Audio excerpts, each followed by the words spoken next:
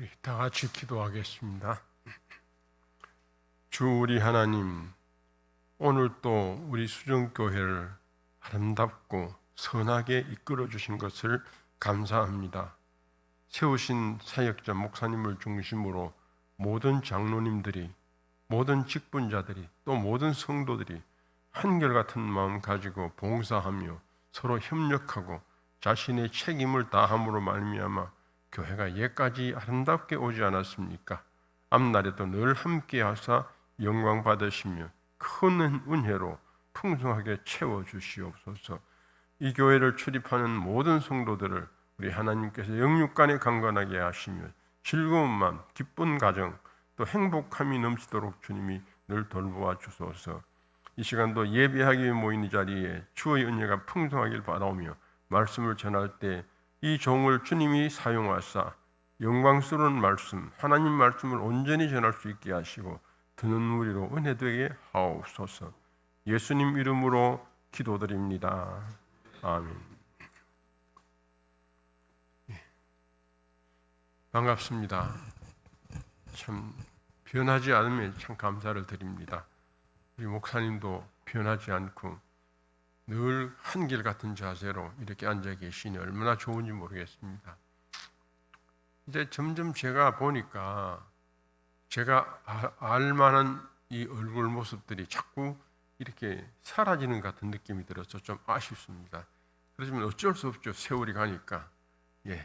어쨌든 새로운 인물들이, 새로운 그 얼굴들이 점점 많아져서 이 자리를 꽉 채웠으면 또 넘쳤으면 좋겠습니다. 그렇게 될 날이 올 겁니다. 아담이 에덴에서 범한 죄는 불순종입니다. 그러나 또 다른 죄가 한 가지 더 있으니 자기의 실수에 대해서 책임을 남에게 전가시키려는 책임 회피의 죄가 그것이 아닐까 이렇게 생각해 봅니다. 하나님께서 아담에게 물었을 때에 아담은 하나님이 주신 그 여자가 내게 줌으로 내가 먹었나이다 하고 하와에게 그 책임을 돌렸습니다. 사실은 가만히 읽어보면요, 이건 하와에게 책임을 돌린 것이 아니라 하나님에게 책임을 돌렸습니다. 하나님이 내게 주시지만 않았더라면 안 그랬을 텐데 이 말이거든요. 얼마나 교묘한지 모르겠습니다. 인간은 그때부터 교묘했어요. 아주. 그리고 하와에게 물었을 때 하와는 대답하기를 뱀이 나를 꿰므로 내가 먹었습니다. 왜 뱀이 나를 꿰어요? 안 꿰게 했으면 되는데 이런 투라 그 말입니다. 하여간 뱀에게 그 책임을 돌렸습니다. 오늘 인간들이 자기 잘못에 대한 책임을 계속 피하려 하는 죄성, 이런 죄성은 아마 이처럼 이 창세 때부터 유전된 것이 아닐까, 아주 상당히 유서가 깊은 그런 죄입니다. 그런데 인간이 왜 책임을 피하려 할까요? 그것은 인간이 가장 선호하는 두 가지, 자기 성공 그리고 자기 행복, 이게 피해를 본다 그 말입니다. 만약 그걸 인정을 하면 그걸 피하기 위해서 아마 자기 죄를 회피하는 것이 아닐까 생각합니다.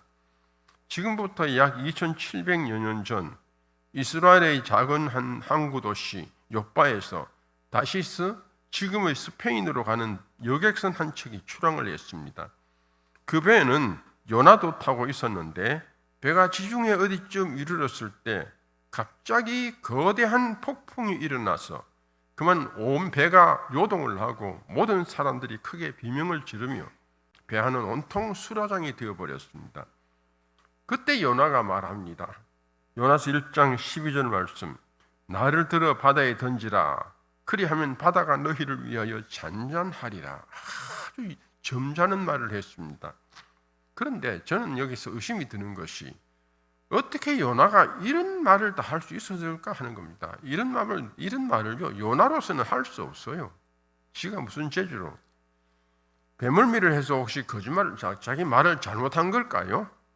아니면은 다른 사람이 한 말을 요나가 말했다라고 갖다가 이렇게 끌어다 붙여준 걸까요? 어떻게 요나가 이런 말을 다 할 수 있을지 도무지 이해가 안 됩니다. 요나가 자기를 던지라고 한 것은 그 폭풍에 대한 폭풍과 소동에 대한 책임을 자기가 지겠다는 말입니다. 그는 그 책임을 질 만한 인격자가 못 되거든요. 그런 인격자가 아닙니다, 사실은. 왜냐하면요, 그는 하나님을 피하는 도망자입니다. 어느 날 그가 하나님의 명을 받습니다. 요나서 1장 2절 보면은 너는 일어나 저 큰 성읍 니느웨로 가서 그것을 향하여 외치라. 그 악독이 내 앞에 상달되었음이라 했습니다. 하나님이 가라고 명하신 그 니느웨는 소문난 악의 도성입니다. 아주 무시한 도성이라 아무도 가기 싫어한다 그 말입니다. 요나가 그곳을 가면 반드시 그들이 그를 죽일 것입니다. 그렇다고 해서 하나님 명을 거역할 수도 없는 입장인 것입니다. 요나는 고민 끝에 이런 선택을 합니다. 요나서 1장 2절 요나가 여호와의 얼굴을 피하려고 일어나 다시스로 도망하려 하여 했습니다. 그는 살기 위해서 죽음을 무릅쓰고 배를 탔습니다. 그리고 지금 하나님을 피해 도망가려고 하는 것입니다. 그런데 그가 어떻게 이 노도 속으로 화가 나서 막 출렁거리는 그 파도 속으로 어떻게 그가 뛰어들겠는가 그 말입니다. 그럴 수는 없습니다. 요나는 지금 요동치는 배의 난간을 죽을 힘을 다해 붙들고 겨우 버티고 있습니다. 솟구치는 산더미 같은 파도와 하얗게 부서지는 포말은 100m는 거의 될 법한 약간 제가 조금 보탰습니다. 100m는 될 법한 초대형 백상아리가 입을 크게 벌리고 톱날같이 날카로운 이빨을 번쩍이면서 덤벼들 것 같이 물어뜯을 것 같거든요. 팔다리가 잘려나가는 듯 고통이 오고 온몸에 전율이 덮칩니다. 어디 숨을 곳이 있나 찾아봅니다. 뱀이창뿐입니다. 하나님, 저는요 저 백상아리 입속으로는요 천금을 준대도 죽어도 못 들어가겠습니다. 차라리 저 뱀이창으로 내려가겠습니다. 요나가 무리에게 자신의 신분과 사건 발단의 이유를 말을 합니다. 요나서 1장 9절 10절 그가 대답하되 나는 히브리 사람이요 바다와 육지를 지으신 하늘의 하나님 여호와를 경외하는 자로라. 자기가 여호와의 얼굴을 피함인 줄을 그들에게 말하였으므로 죄송합니다. 잠깐만요.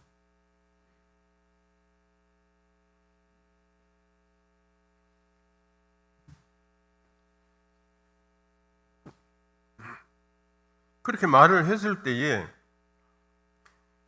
그 무리가 하는 말이 요나서 1장 10절 이 말을 들은 무리들은 이렇게 말합니다. 네가 어찌하여 그렇게 행하였느냐? 네가 어찌하여 그렇게 행하였느냐? 아주 진정한 점잖은 그리고 또 요나를 위로하는 이런 걱정스러운 말을 해줍니다.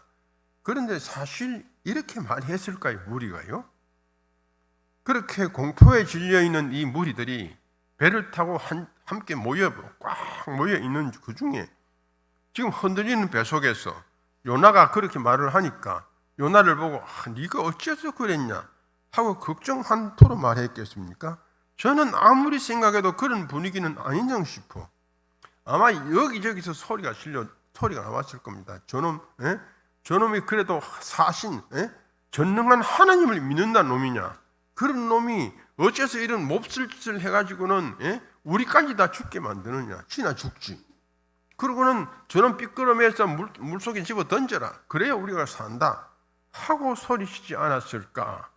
그런데 그 내용을 성경대로 기록은 못하지요. 성경이 좀 우스워지잖아요.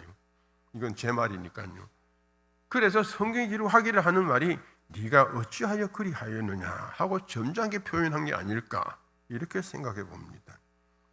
요나는요 전능한 하나님을 전능하시다 하고 천지를 지으신 하늘의 하나님이라고 정확하게 고백했습니다. 사달의 원인도 정직하게 그는 말합니다. 나 때문에 그렇다. 내가 하나님을 피해서 도망가기 때문에 그렇다.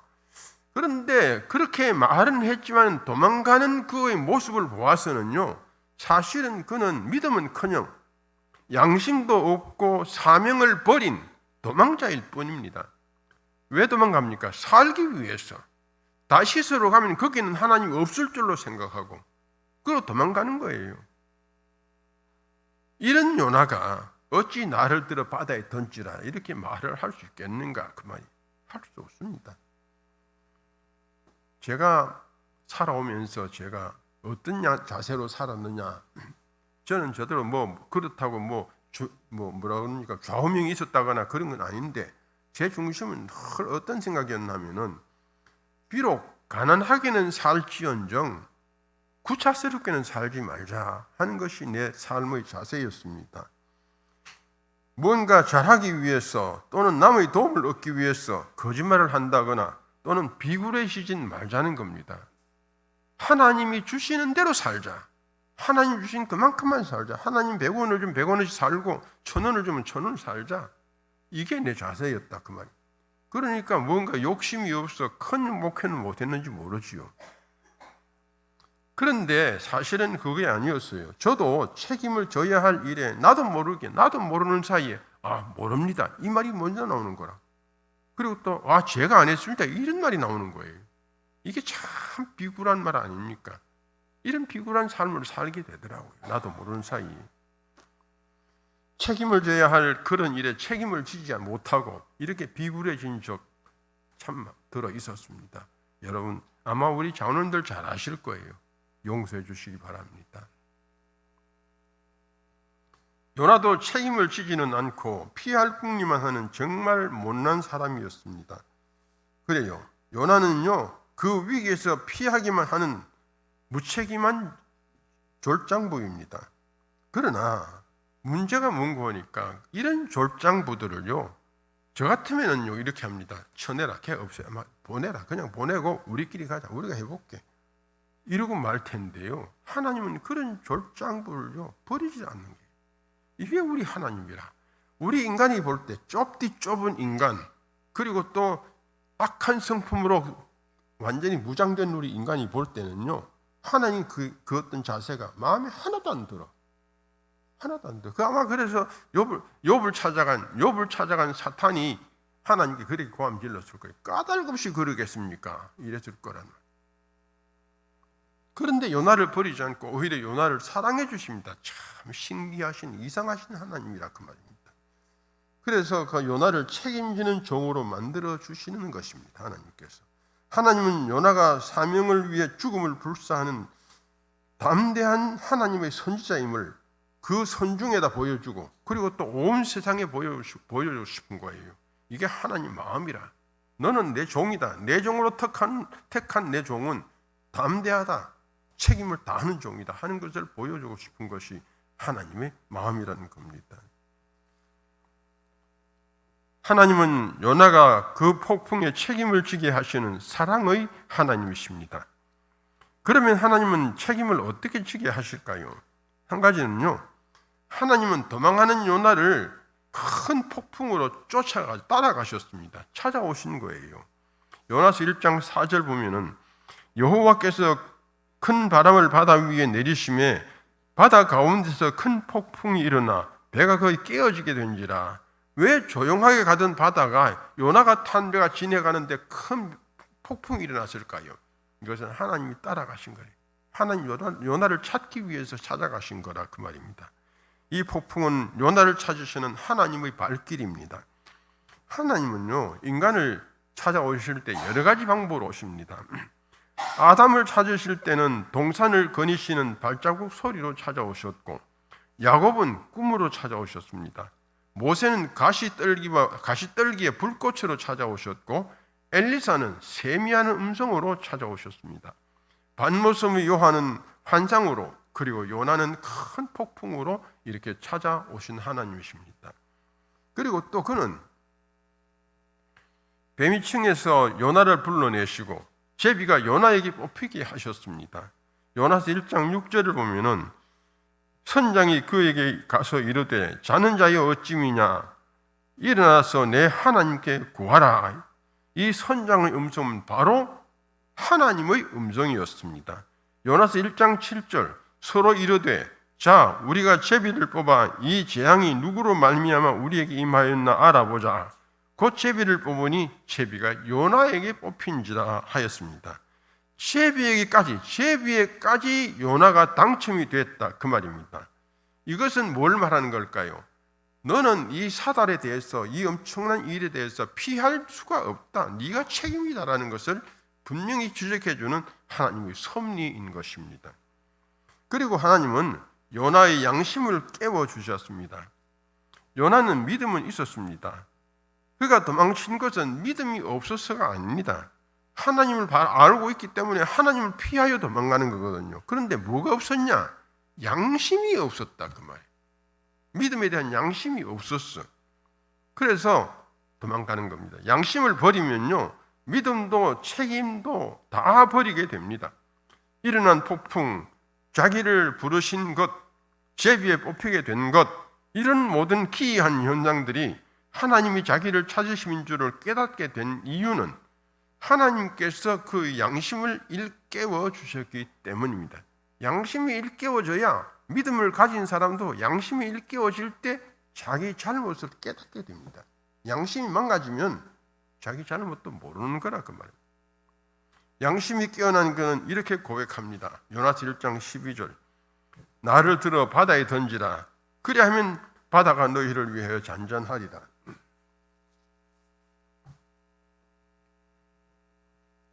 이 고백은 위기에 대한 책임을 자신이 지겠다는 단호한 양심적 결단입니다. 하나님은 요나가 책임을 지는 하나님의 종인 것을 온 세상으로 알게 하시고 싶은 거예요. 그리고 또 이 요나를 통해서 저 악의 도성 니느웨를 살려야 되겠다 그 말입니다. 이것이 하나님의 마음이라는 거예요. 하나님은 요나를 목숨을 담보로 책임을 지게 하시는 사랑의 아버지십니다. 예수님은요, 하나님으로부터 부여받은 모든 책임을 다 이루셨습니다.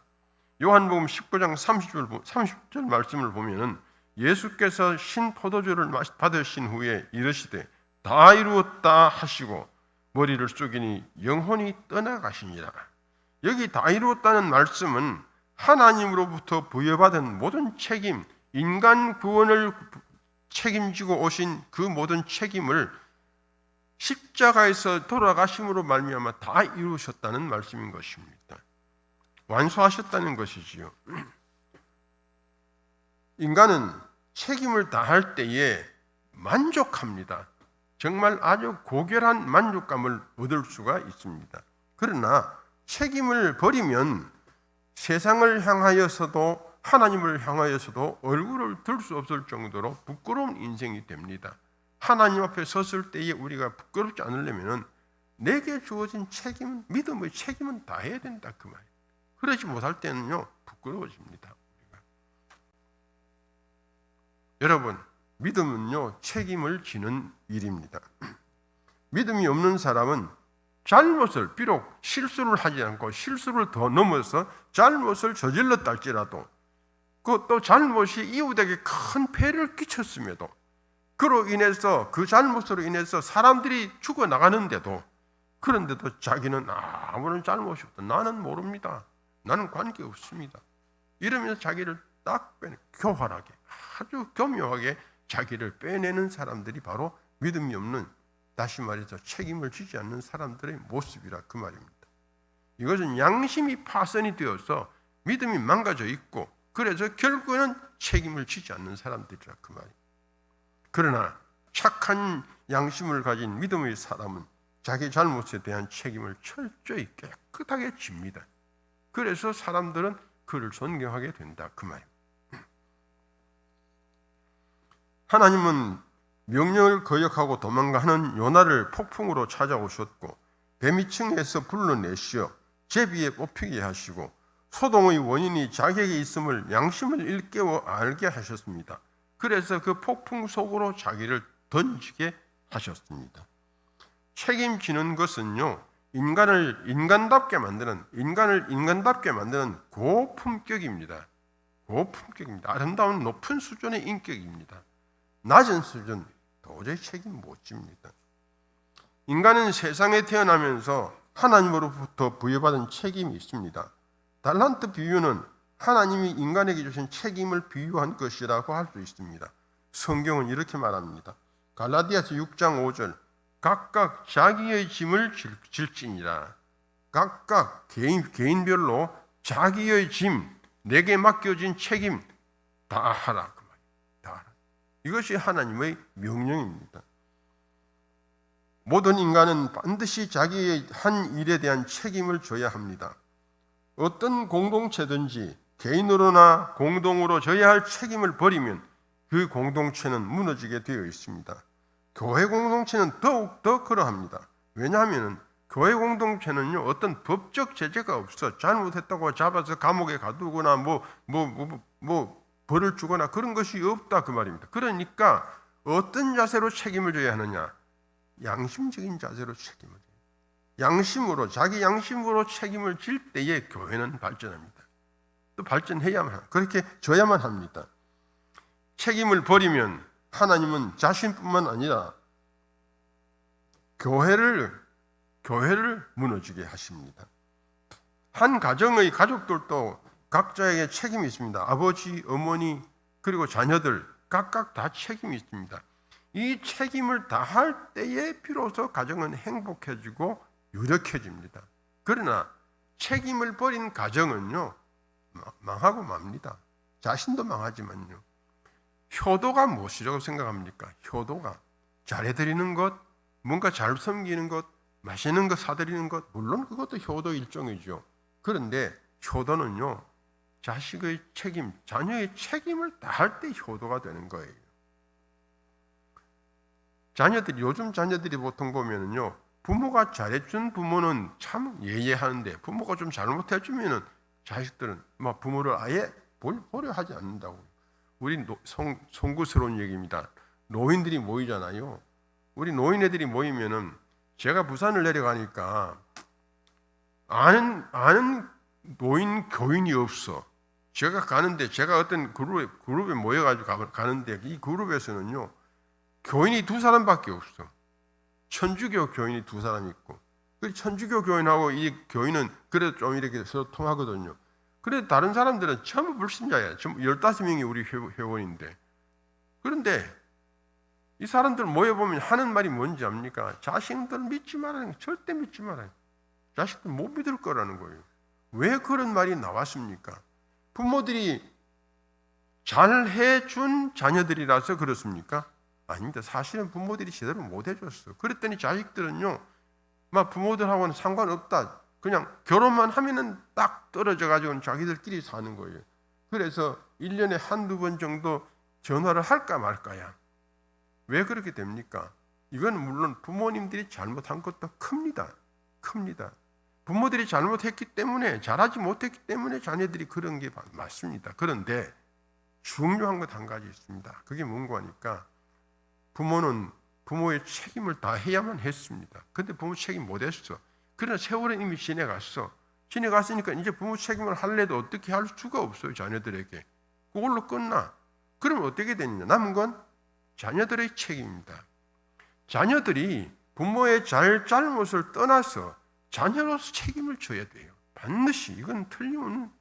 그래서 우리 성경을 보면은 효도하라는 얘기는 많이 있는데 부모가 분명히 잘해라 하는 얘기는 물론 있긴 있지만은 그게 그렇게 중요하게 여겨지지 않는다고. 자녀들은 자녀로서의 자기 책임을 분명히 해야 돼. 부모는 아닐지라도, 부모는 그렇게 못해줄지라도 책임을 지면요, 효도입니다. 그게 효도예요. 자식이 자식의 책임을 지지 않으면 다른 건 아무리 잘해줘도 효도가 아니에요. 효도가 아닙니다. 국가도 당연합니다.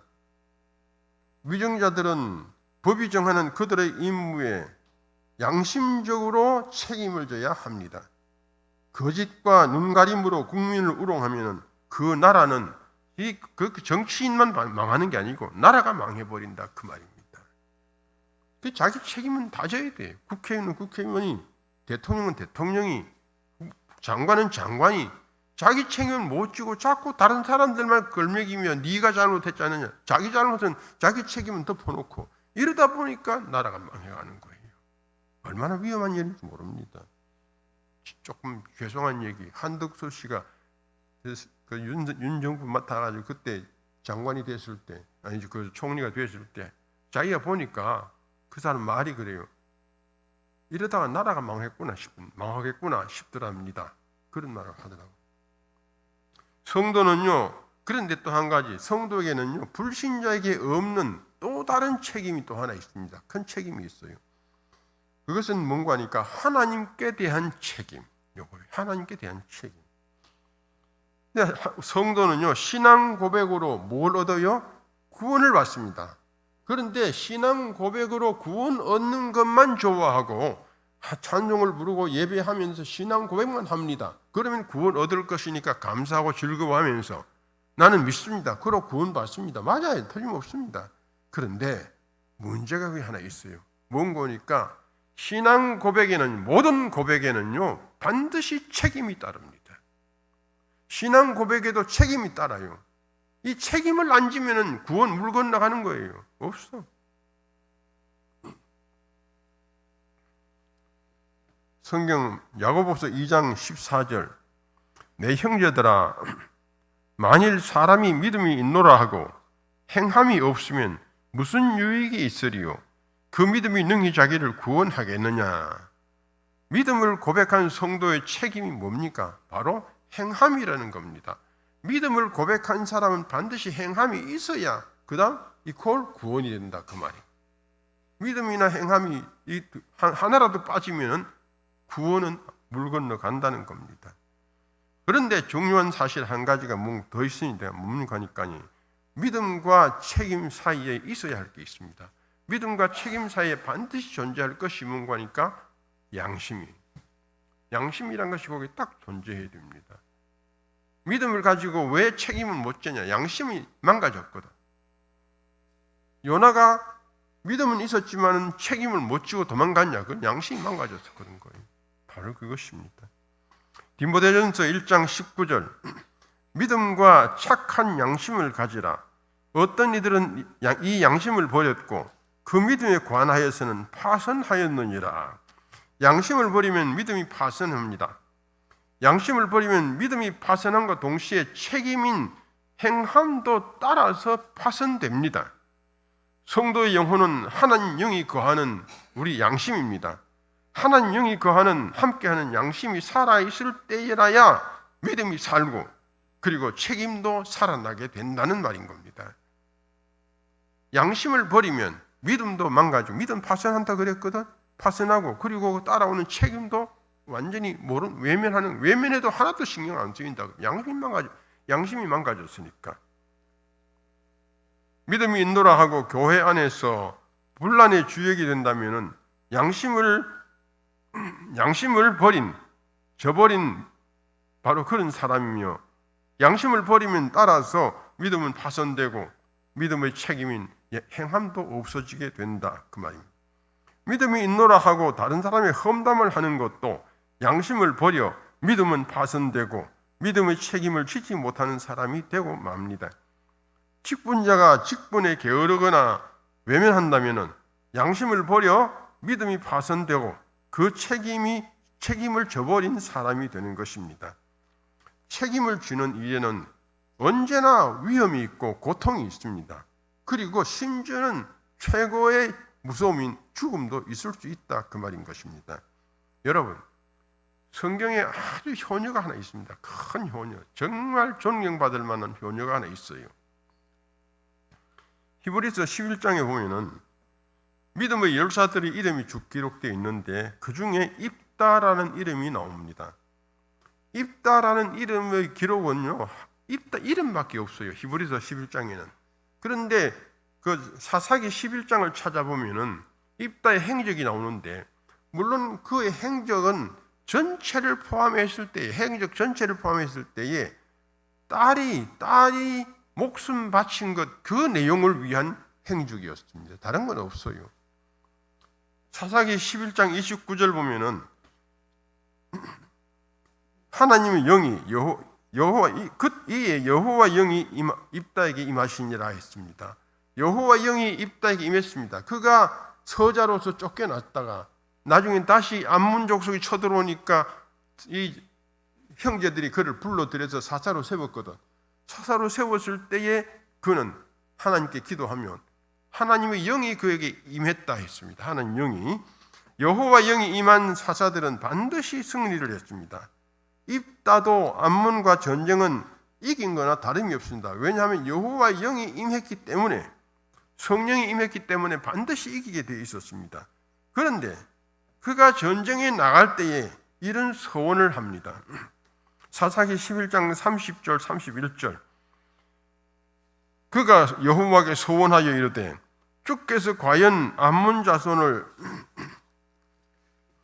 내 손에 넘겨주시면 내가 암몬 자손에게서 평안하게 돌아올 때에 누구든지 내 집 문에서 나와서 나를 영접하는 그는 여호와께 돌릴 것이니 내가 그를 번제물로 드리겠나이다 하고 서원합니다. 그런데 문제가 뭔가니까 그의 서원 문구 중에 보면은요, 누구든지라는 말을 썼습니다. 이건 사람에게 쓰는 말이죠. 또 그를, 이것도 사람에게 쓴 말입니다. 또 그는 하는 말, 이것도 사람에게 쓰는 말입니다.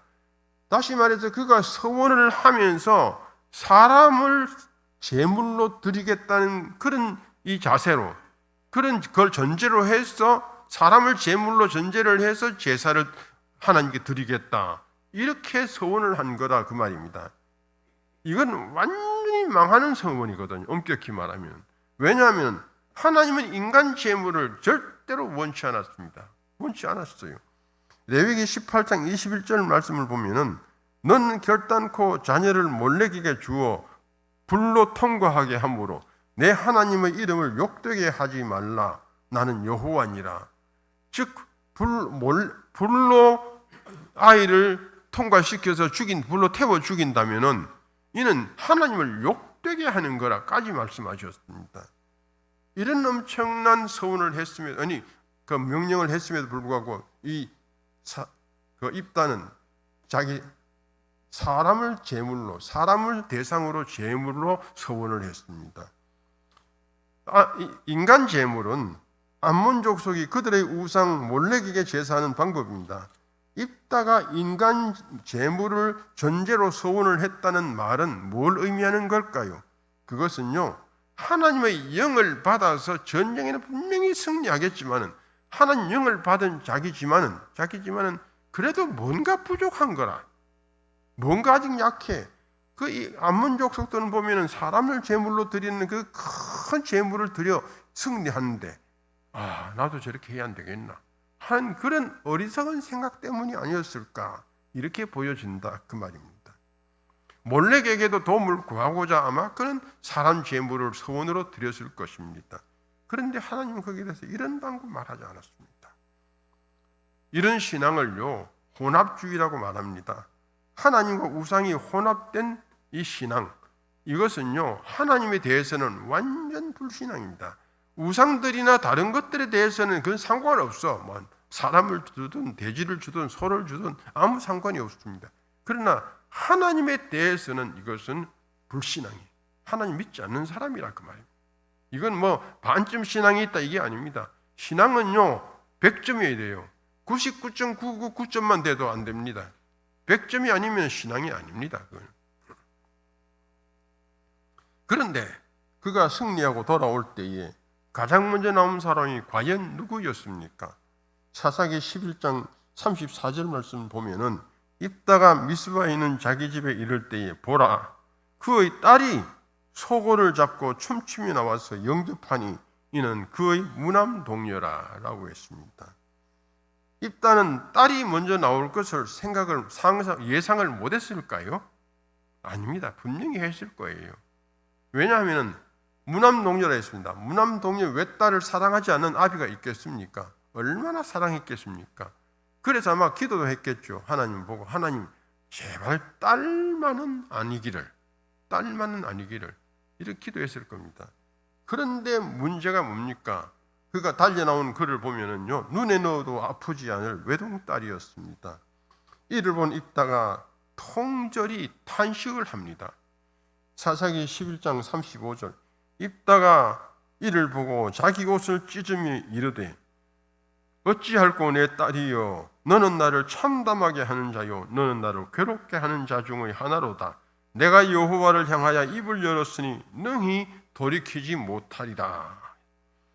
그는 가슴을 치고 탄식하며 후회를 했지만은 이미 엎질러진 물이 되고 말았습니다. 왜? 서원을 하나님께 했기 때문입니다. 그때에 이 눈치 빠른 딸이, 춤을 추던 딸이 아버지를 보고 뭔가 이상한 낌새를 눈치챕니다. 사사기 11장 36절, 딸이 그에게 이르되 나의 아버지여, 아버지께서 여호와를 향하여 입을 여셨으니 아버지의 입에서 낸 말씀대로 내게 행하소서. 여러분 같으면 나도 만약 자식 입장이라 나도 나 같아도 이런 말 못합니다. 이런 말 못해요. 어떻게 해요? 뭐라고요? 아버지가 하나님을 향해서 입을 여셨으니 그 말씀대로 누구에게? 내게 행하소서. 내게. 자기를 탁 내놓는 거예요. 이건 효녀일까요? 우리 어찌 보면 이게 미친 사람 아닐까요? 자기를 탁 내어놓습니다. 가슴이 찢어지는 말 아닙니까? 이 말이. 저는 성경 중에서 이 말이 가장 가슴 아프다 싶어. 내게 이방의식을 따른 어리석은 아비, 그 아비의 무모한 서원에 피지도 못한 채 사라져야 할 이 꽃봉오리, 사라져야 할 이 아름다운 소녀, 이 곱고 예쁜 소녀, 순수한 소녀, 이 소녀의 이 이야기가 성경에 기록되어 수수천년의 성경 역사 속에서 너무도 곱게, 그러나 너무 아프게 오래오래 남아서 모든 잃는 사람들의 눈시울을 뜨겁게 만들고 있다. 이게 바로 효녀, 이게 바로 효자라는 거예요. 자기 책임을 다하는 거예요. 목숨을 걸고 책임을 다하는 거예요. 여러분, 부모에 대한 책임을 다하는 그것이 효자입니다. 달리 큰 걸 해줄 생각하지 마세요. 부모에 대한 내 책임만 다하세요. 한 번씩 이렇게 떨어져 계시니까 한 번씩 전화를 해가지고 건강하십니까? 물어봐주는 이거 책임입니다. 아니, 아버지 아침 식사를 하셨습니까? 이게 책임입니다. 이런 걸만, 이 자잘한 아무것도 아닌 것 같은 이런 것 때문에 가정은 평화로워지고 행복해진다 그 말이에요. 제가요 할아버지가 되고 보니까요, 이 나이가 80이 다 되고 보니까 어떤 생각이 드는 거 하니까요, 오는 사람이 없더라고. 없는데 오는 사람이 한 사람이 있으면 왜 그리 반가워요? 전화도 안 오더라고. 전화도 하나 오면 그렇게 반가운 거라. 심지어는 우리 집사람이 나가가 전화해도 그것도 반가운 거예요. 여러분, 이렇게 책임을 다하면요 행복해집니다. 모두가. 책임을 지는 길은 아프지만 많이 아픕니다. 그렇지만 아름답습니다. 책임을 다하는 길은 죽는 길 같지만은 그러나 생명의 길입니다. 성도 여러분, 우리 수정교회가 이렇게 이처럼 아름다운 것은 목사님과 더불어 성도 여러분들이 책임을 다하셨기 때문인 줄 압니다. 앞으로도 교회 안과 밖에서 또 여러분의 가정에서 책임을 성실히 다하시길 바랍니다. 그래서 그 아름다운 영향을 이 온 세계에, 온 땅에, 이 서울을 중심으로 해서 온 땅 위에 아름다운 영향을 크게 미치시길 바랍니다. 그래서 자기의 성공과 행복을 위하여 책임을 버리는 이 추악한 세대 속에 하나님의 살아계심과 성도들의, 수정교회 성도들의 당당한 모습을 만방에 보여주는 여러분 되시기를 우리 주님 이름으로 축원합니다. 기도합시다. 하나님, 우리에게 신령한 지혜와 믿음과 거기에 따른 양심과 책임감을 주셔서 책임을 다하는 우리들 되게 해 주옵소서. 예수님 이름으로 기도합니다. 아멘.